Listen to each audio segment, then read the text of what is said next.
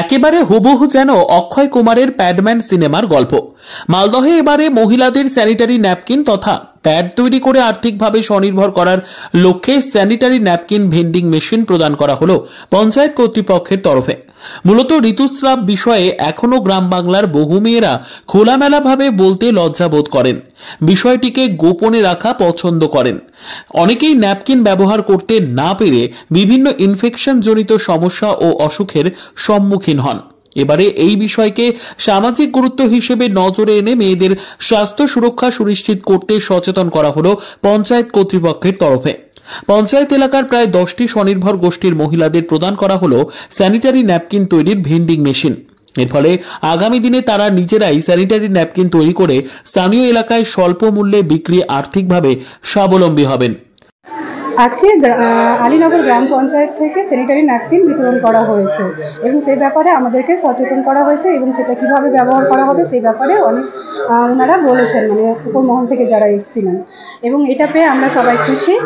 আর এইরকম কোনো পঞ্চায়েত এই ব্যবস্থা করেনি স্যানিটারি ন্যাপকিনের দেওয়া, পেয়েছি, তার জন্য আমরা অনেক খুশি। আর আলীনগর পঞ্চায়েতকে জানাই আমার তরফ থেকে এবং আমাদের তরফ থেকে সবাইকে ধন্যবাদ।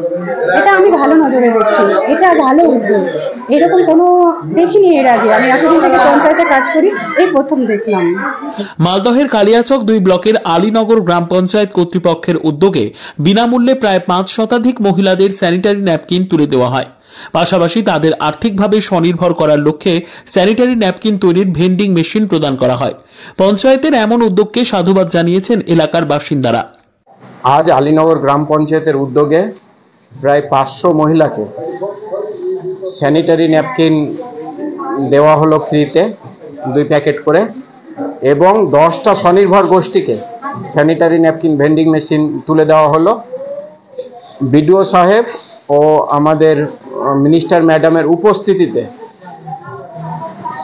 স্যানিটারি ন্যাপকিন ব্যবহারের যে সচেতনতা, তার সচেতনতা শিবির করা। এদিনের এই অনুষ্ঠানে উপস্থিত ছিলেন রাজ্যের মন্ত্রী সাবিনা ইয়াসমিন। তিনি বলেন, ঋতুস্রাব সময়কালীন মেয়েদের অসুখ বিসুখ বাড়ে। গ্রাম বাংলায় বহু মেয়ে বিষয়টি নিয়ে লজ্জা করে।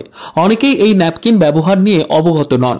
এই ন্যাপকিন ব্যবহারের ভালো দিকও বুঝতে পারেন না, ফলে মহিলাদের ক্ষেত্রে ইনফেকশন জনিত রোগের সমস্যা বাড়ে। এই এলাকার পঞ্চায়েতের এমন উদ্যোগ দেখে খুব ভালো লাগছে। আগামী দিনে প্রত্যেক এলাকায় এমন উদ্যোগ হলে খুব ভালো হবে। আমি ব্যক্তিগতভাবে খুব খুশি, কারণ মেয়েরাই মেয়েদের সমস্যাটা সব থেকে ভালো বুঝতে পারে।